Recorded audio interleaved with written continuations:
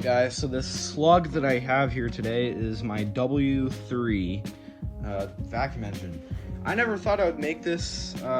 What sparked the idea of making this actually was seeing a video for the first time of an actual legit W3 vacuum engine running.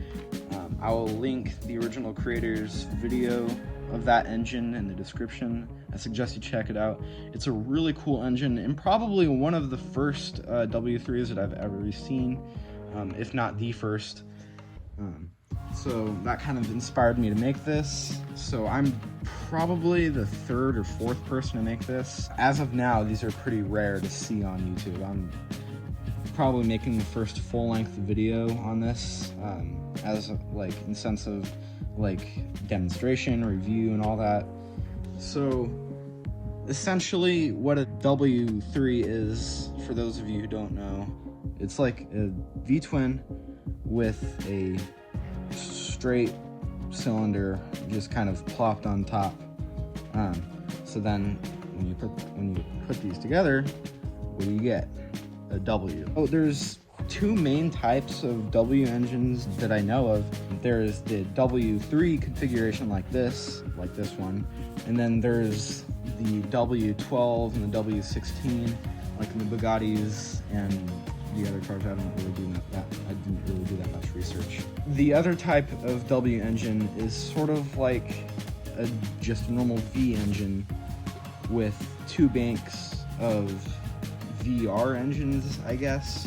And I don't know if there's a common crankshaft or there's like two separate crankshafts, but it's really wacky, really bulky, and all that. So this is pretty much more achievable and more compact version of a W engine, and I will show you 360. So down here, this is pretty cool. You can see the valves. The crankshafts in here are very simple. I started building this thinking that this is going to be all like complex and stuff, and I'm going to have to like modify my parts and stuff. But that's not the case at all. It's simple. But yeah, you can see down there the crankshaft right here. The crankshaft for the pistons is a little bit different. What you can use is one of these, this kind of shell piece. I use these for my clutches. So you can use that, or you can use those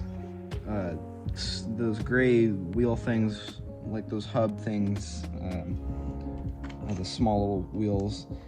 Or you can use this, or you can use maybe a gear, like a 40 tooth or a 24 tooth gear, so you can put the pistons on.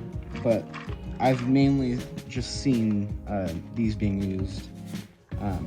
Or you can just use a normal crankshaft and have it like elongated and stuff, and have like all the pistons and stuff, and modify the connecting rods and all that. But I just wanted to keep it simple just for this engine, considering that this is my very first and one of the first W engines on YouTube and that I've ever made.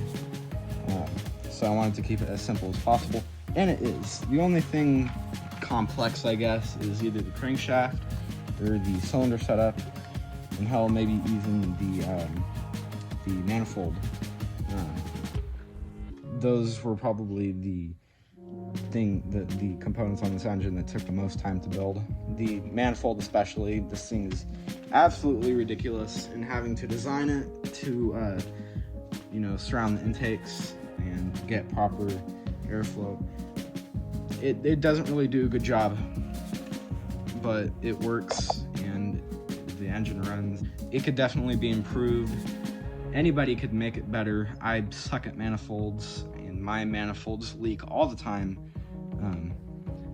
But I'm sure KF Plus Lego Mastery, or First LS, or even Lego Master, hell, even Jackson Campbell, he like makes the craziest manifolds. Like his inline 8, that thing, no engine can stop him from making an engine fast. And it's insane how fast he can make his engines, no matter how many cylinders there are. But anyway, yeah, the manifold, yeah, whatever. cylinders, I'm pretty sure that the offset is 120 degrees, being because of the angle of the cylinders. If you have a V engine, any angle will change the piston offset. So if you have like a really narrow angle in a V engine, then the piston offset is going to be very narrow. It's going to be they're practically going to be firing at the exact same time. Much like my VR engine, the angle is so small that like there's practically no offset in the pistons. So like you can see, like piston 1 and 2, the angle between them is very small, so the pistons are going to fire pretty much very close to each other and stuff. But then the outside pistons fire like 120 degrees apart. As far as I know, I'm pretty that this has to be at least 100 something degrees. But yeah, let me take off the manifold so you can get a little more detail, because I have comments on, I think I have comments on my short on this, asking like how do you make it? So let me take off the manifold so you guys can see. This is extremely basic. There's no chain drive to the valves. There's no like camshaft on top like the Signature KF Plus V-twin. Just a simple, just direct crankshaft, and that's probably why it runs the simplicity and stuff, because when I have, for me, like a V-twin with like a chain and then like a camshaft and all that causes a lot of friction. No matter how much I lube it or sand it, there's always going to be friction and stuff, and it's just extremely slow. But yeah, so you can see, so I just use these half stud length or half stud width 7 long beams, and then I use, yeah, you can see that.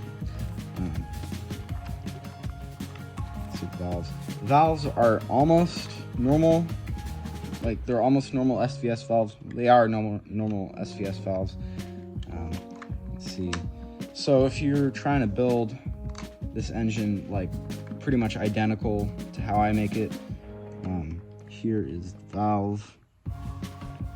That's pretty much the valve I use and stuff. Yeah, this one is very different. Just one stud shorter than this valve, which I just broke. Yeah, you can see right there. Yeah, very simple stuff. Simpler than I thought it would be, considering it's a W engine. But yeah, that's just about it.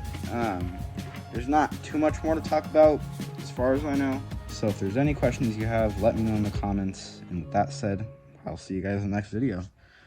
Peace.